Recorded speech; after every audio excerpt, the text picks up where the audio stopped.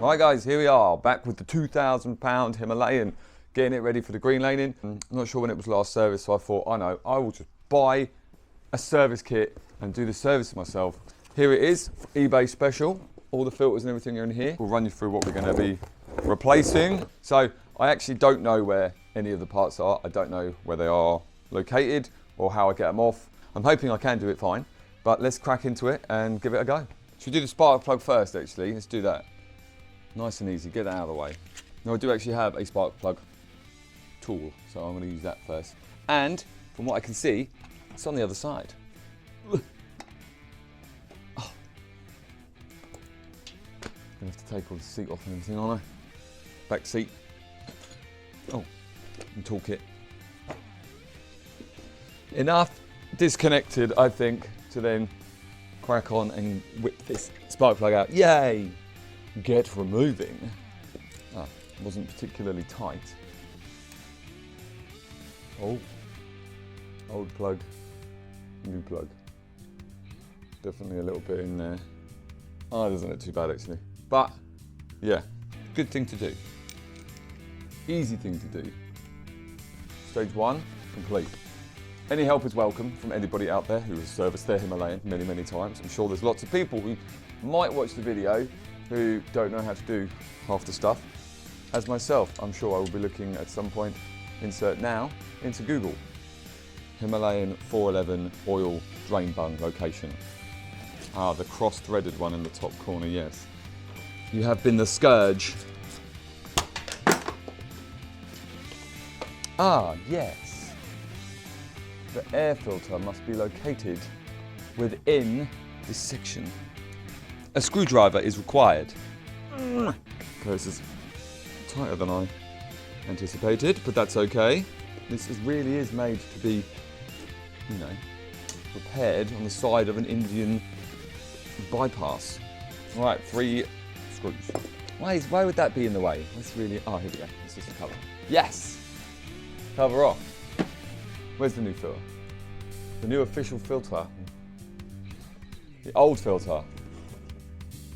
Doesn't actually look that bad. Comparison time? It's a bit dirtier, but not a lot. I think we probably could have been all right. But, move one in. Okay, cool. Now, looking at the chain.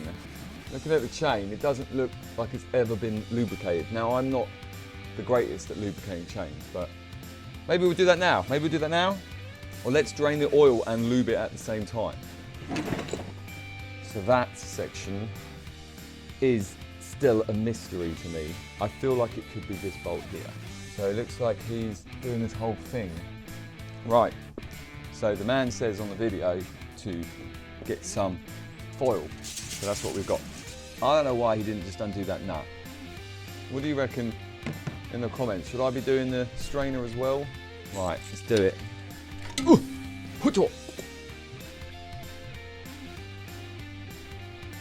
Right, it's draining out.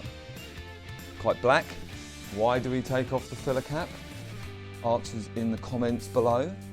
Uh-oh, uh-oh, uh-oh, uh-oh. I see why. Tinfoil man.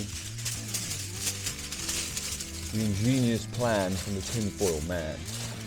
We'll make a little thingy, so if it, yeah, there we go. So it's a little slide for it. Little fun slide. Aha.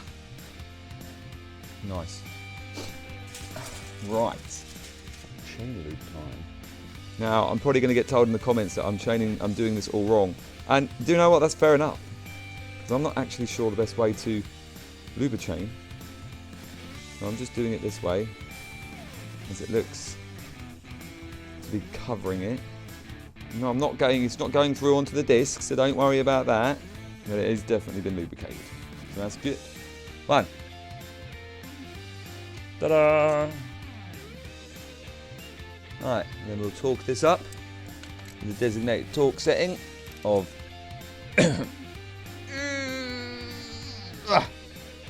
that's my torque setting. Double check. And look at that. Mr. Man's idea here was pretty good. Now it's the filter, and we've got our little contraption in place. Oh, yeah. Here comes the oil. Down to the slide.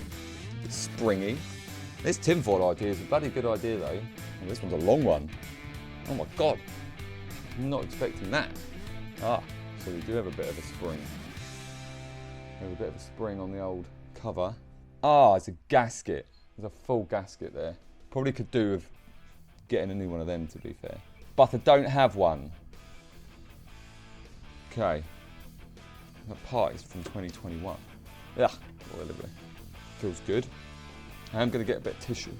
Give this a bit of a wipe down. Maybe they do the paper gaskets so you can, like, if you're in India and you need a new one, you can just get a piece of paper and knock it out. That's what I'm going to say. Obviously, we'll torque that up to 12 Newton meters. Click, click. Go. All fully and officially torqued up. Not a drop has been dropped on the exhaust, which is unbelievable. Right, great. Only thing left to do now is put your oil in. You have a little funnel. That's the question. I don't need a funnel. Oh, I'm going to be putting in the required amount. Then we'll warm it up, run it up, check it out, and if we need to top it up, we'll put a bit more in. I'm not going to bother to check the tyres, as I'm going to be replacing them. I am still looking for recommendations for what tyres I should put on it. So if you guys have got the best recommendations for, say, doing 80% off-road versus 20% on-road, that's what I'm ideally planning to do, then please do leave some suggestions for tyres in the comments. All right, last two bits.